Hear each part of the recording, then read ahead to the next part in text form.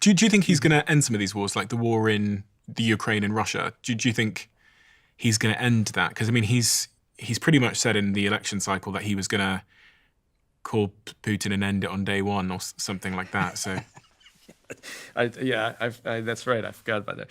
It's going to end it on day one. Going to stop this war. Um,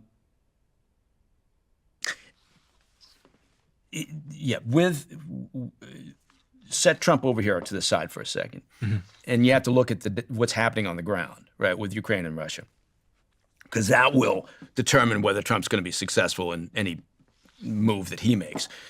So the problem that Ukraine is facing right now is, A, they're going into winter, and a massive percentage of their energy infrastructure has been destroyed by Russia. So it's going to be a very hard winter.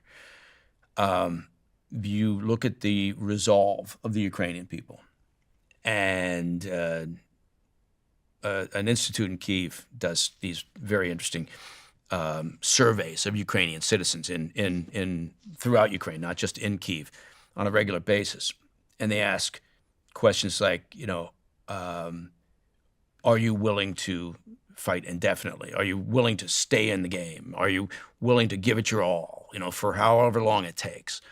And to that question, to that phrasing, at the beginning of the year, 73% said yes, right, of the citizenry. Last month, it was 63%, right?